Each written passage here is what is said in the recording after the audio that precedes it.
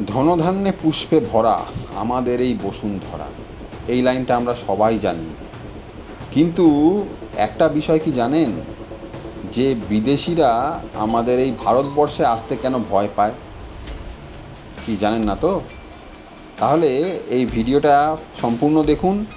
কেন বিদেশিরা আমাদের দেশে আসতে ভয় পায় বা আসতে চায় না, তার একটা সুস্পষ্ট কারণ এই ভিডিওতে আপনি জানতে পারবেন।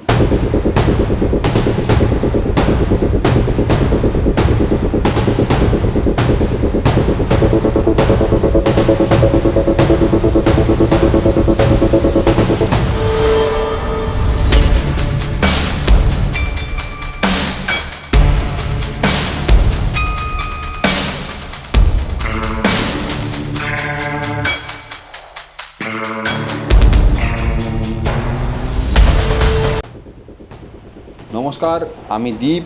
আপনারা দেখছেন আমি দীপ ইউটিউব চ্যানেল। এবং আজকে যে বিষয়টা আলোচনা করব সেটা অত্যন্ত লজ্জাজনক বিষয়। এই লজ্জাজনক বিষয়টা আমাদের প্রত্যেক ভারতবাসীর ক্ষেত্রে একটা লজ্জার। তার কারণ হচ্ছে, দেখুন, বিদেশি পর্যটকরা আমাদের ভারতবর্ষে ঘুরতে আসেন। কেউ ফুড ব্লগিং করেন, কেউ ট্র্যাভেল ব্লগিং করেন, আবার কেউ এমনিও ঘুরতে আসেন। আবার অনেকে নিজস্ব কাজে, মানে ব্যবসার কাজে বা অফিসের কাজেও ভারতবর্ষে আসেন। কিন্তু আপনারা কি জানেন যে তারা ভারতবর্ষে আসার পরে কত রকমের দৃশ্য ক্যামেরা বন্দি করে নিয়ে যান, এবং যার জন্য আমাদের মাথা বিশ্বের দরবারে হেঁট হয়ে যায়। যেমন ধরুন, এই যে ছবিটা দেখতে পাচ্ছেন, তাতে কি হচ্ছে, রাস্তার মধ্যে চারিদিকে জঞ্জাল। এই জঞ্জাল ছড়ানো ছবি তারা সোশ্যাল মিডিয়ায় পোস্ট করেন। দেখুন ইন্ডিয়ার কি অবস্থা। আবার রাস্তায় ওনারা হয়তো গাড়ি করে যাচ্ছেন, বিশাল ট্রাফিক জ্যাম, সেটারও একটা পোস্ট হয়। না হলে রাস্তায় যেখানে সেখানে লোকে মূত্র বিসর্জন করছে, সেটারও একটা ভিডিও হয় বা পোস্ট হয়। এই যে আমরা যে বিভিন্ন রকমের কার্যকলাপ করে থাকি, সেটা ওনাদের কাছে বেশ হাস্যকর এবং একটা আনকালচার রূপে ওনাদের কাছে এটা প্রকাশ পায়। এবং যার জন্য ওরা কিন্তু এটা মজার ভিডিও বানান, মানে ইন্ডিয়ার লোকেদের নিয়ে এটা কিন্তু মজা করা হয় একরকম। যে দেখুন, ইন্ডিয়ায় কোনো কালচার নেই, ইন্ডিয়ার লোকেরা সভ্যতা জানে না, ইন্ডিয়ার লোকেরা যেখানে সেখানে মূত্র বিসর্জন করে, যেখানে সেখানে পানের পিক, গুটখা, এই দেখুন আপনার চোখের সামনেই ভদ্রলোককে দেখুন, যেখানে সেখানে পানের পিক গুটখা ফেলে দিচ্ছেন। আর সবচেয়ে বড় কথা হচ্ছে যে কোনো ফরেনাররা যদি রাস্তায় ঘোরেন, সে মুম্বাই হোক বা কলকাতা হোক বা দিল্লি হোক বা ব্যাঙ্গালোর হোক, তাকে স্ট্রিট বেগার, মানে রাস্তায় ভিখারির পাল্লায় পড়তেই হবে।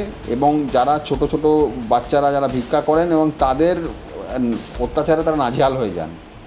এমন ভিডিও ইন্টারনেট খুঁজলে আপনি অনেক পাবেন, যেখানে চাইল্ড বেগার বা বেগারদের কাছে প্রচুর ফরেনার হ্যারাসমেন্ট হয়েছে। মানে তারা দেখবেন, আপনিও রাস্তায় দাঁড়িয়ে থাকলে অনেক বাচ্চা কাচ্চা এসে আপনার জামা ধরে বা প্যান্ট ধরে টানে, পয়সা চায়, খাবার চায়, এবার না দিলে আপনার পেছন ছাড়ে না।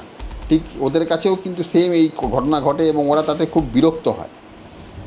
এই জিনিসটা কিন্তু একটা অত্যন্ত খারাপ জিনিস। আর এছাড়াও বিভিন্ন রকম মহিলা যারা ফরেনার, তারা বিভিন্ন রকমভাবে শারীরিক দিক থেকে বা মানসিক দিক থেকেও হ্যারাসমেন্ট হন। তারও অনেক কাহিনী, অনেক ঘটনা আমরা সোশ্যাল মিডিয়ায়, খবরের কাগজে, টিভিতে দেখি, যা দেখে আমরা শুধু আফসোস করি, এটা কিন্তু ঠিক হলো না, এটা করা উচিত হয়নি, দোষীর শাস্তি চাই। কিন্তু আদৌ কি সেসব হয়? হয় না। কেন হয় না? আমাদের এই যে নিজস্ব একটা যে মতামত, সেটাই আমরা নিজেরা জানি না, বা নিজেদের শিক্ষা, আমরা যে শিক্ষা এই নিজেদেরকে তৈরি করেছিলাম এক সময়, সেই শিক্ষাটাই আমরা আজ ভুলে গেছি। কেন ভুলে গেছি? আপনি দেখবেন, যে কোনো লোকের সঙ্গে আপনি কথা বলবেন, তার মুখে অশ্লীল ভাষা ছাড়া কোনো কথা নেই। তার একই লোকের দুরকম রূপ আপনি দেখতে পাবেন। কি ইয়ার্কি মারছি মনে হচ্ছে? না। কি করে দেখবেন দুরকম রূপ? আপনি নিজে পরীক্ষা করবেন। আপনার পাশের ভদ্রলোক লোকাল ট্রেনে উঠে দরজা দিয়ে বা জানলা দিয়ে থুতু ফেলছেন বা পানের পিক ফেলছেন, বা বাদাম খেয়ে কলা খেয়ে তার প্যাকেট বা খোসাগুলো সিটের তলায় ফেলে দিচ্ছেন, ওটাও ছেড়ে দিন। একটা 10 টাকার জলের বোতল কিনে জল খেয়ে সেই জলের বোতলটাকেও রেল লাইনে বা ট্রেনের ওই সিটের তলায় ফেলে দেয়। কিন্তু সেই লোকই যখন মেট্রোতে উঠবে তখন না পানের পিক ফেলবে, না গুটখা ফেলবে, না জলের বোতল ফেলবে।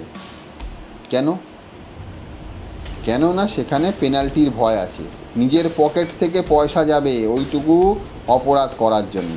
কিন্তু এখানে তো সেরকম নেই। লোকাল ট্রেনে কে দেখতে যাচ্ছে, বাবা দিয়ে ফেলে, যা হবে দেখা যাবে।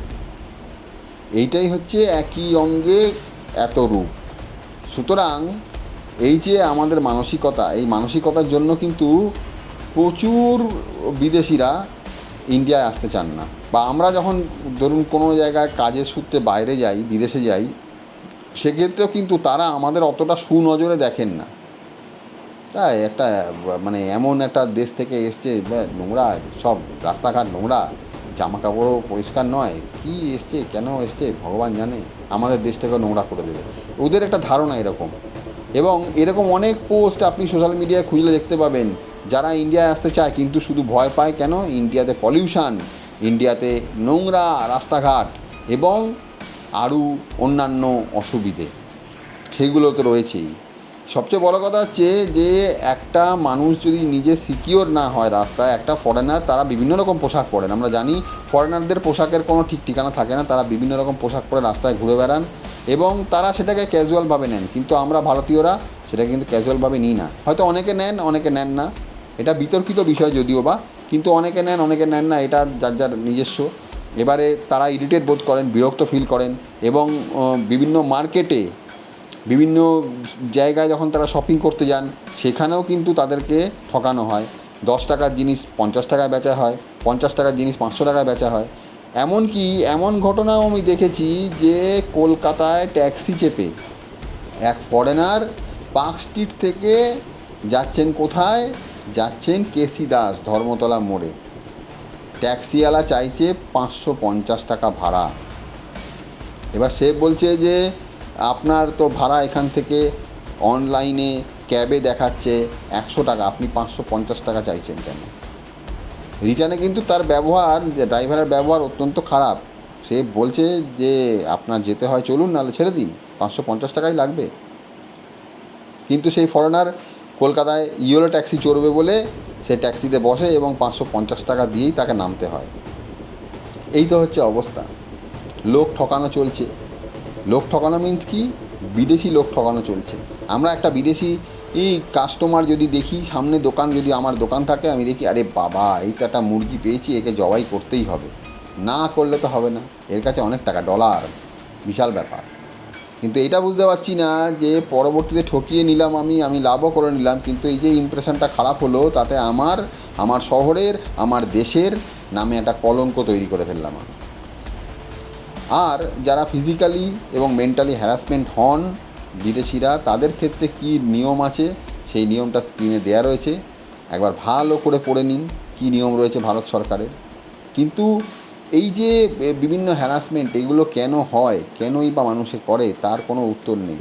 রাস্তাঘাটে যেখানে সেখানে মূত্রত্যাগ, যেখানে সেখানে ময়লা ফেলে দেয়া, বা যেখানে সেখানে গাড়ি দাঁড় করিয়ে খাবার দাবার ফেলা, এগুলো তো চলতেই থাকে।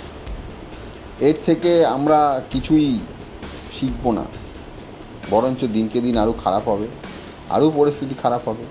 আপনি কাউকে বলতে যান, দাদা আপনি এখানে ময়লাটা কেন ফেললেন, সে উত্তরে আপনাকে কী বলবে, আপনার কি আপনার জায়গা, আমি ফেলতেই পারি। সুতরাং এই আর্গুমেন্ট করতে করতে ঝগড়া, তারপরে মারামারি, এইসব জায়গায় পৌঁছায় ব্যাপারগুলো। সুতরাং কাউকে বলে কোনো লাভ নেই। নিজেরা যদি আমরা সচেতন না হই, তাহলে পরবর্তীতে আমাদের কপালেও কিন্তু অশেষ দুর্ভোগ রয়েছে। কারণ একাধারে এই নোংরা, তার সঙ্গে বিভিন্ন রকম ব্যাকটেরিয়া, জীবাণু, সেগুলোও আমাদের শরীরে প্রবেশ করছে, তাতে বিভিন্ন রকমের রোগ সৃষ্টি হচ্ছে, যেটা আমরা অদূরে নিজেরাই ডেকে নিয়ে আসছি।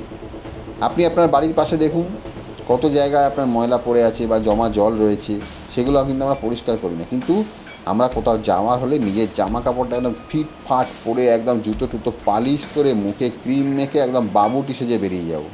কিন্তু আমাদের ঘরের আশেপাশে যে ময়লা রয়েছে, বা একটা লোক যে ট্রেনে বাদাম খেয়ে ফেলছে, তাকে বলবো দাদা এটা ডাস্টবিনে ফেলুন, সেটা আমরা বলার আমাদের সাহস নেই। ও যা করছে করুক, ফেলুক, ধুর, যা পারে করুক। তো এরকম একটা মেন্টালিটি, এই মেন্টালিটি থেকে যদি বাইরে না আসা যায় তাহলে আমাদেরও কোনো উন্নতি নেই, এবং যারা বাইরে থেকে আসেন তারা যে ধরনের আমাদের মানুষ ভাবেন তাদের কাছে ভালো হওয়ার কোনো উপায়ও নেই। যাই হোক, হঠাৎ করে এই ভিডিও কেন বানালাম তার কারণ হচ্ছে রিসেন্ট কদিন ধরে দেখছি আমি বেশ কিছু ফরেনারের ভিডিও দেখছি যারা ইন্ডিয়া সম্বন্ধে বিভিন্ন রকম জিনিস লিখছেন, যে ইন্ডিয়ায় যাব না, ইন্ডিয়ার রাস্তাঘাট নোংরা, ইন্ডিয়ার মানুষজনের ব্যবহার ভালো না, ওখানে গেলে আমাদের বিভিন্ন রকম হ্যারাসমেন্ট হতে হবে, বা তাদের মনের মধ্যে একটা আতঙ্ক। এই কারণেই এই ভিডিওটা বানানো। জানি কারুর মধ্যেই চেতনা আসবে না, সুতরাং ওই ভিডিওর মতোই থাকবে, লোকে দেখবে, আবার শেয়ার করে আবার যে যার মতন পরের দিন রাত্রেবেলা একটু মাংস টাংস রান্না করে একটু ঘেটে একটু চেটে শুয়ে পড়বে। যাই হোক, যদি ভিডিওটি ভালো লাগে তাহলে লাইক অবশ্যই করবেন, চ্যানেলে নতুন হলে চ্যানেলটিকে সাবস্ক্রাইব করে আমার মনোবলটি বাড়াবেন। আর কিছু বলার নেই, যদি একটু বোধোদয়ের উদয় হয় সবার, এই কামনা রেখে আজকের ভিডিও শেষ করছি। নমস্কার, জয় হিন্দ।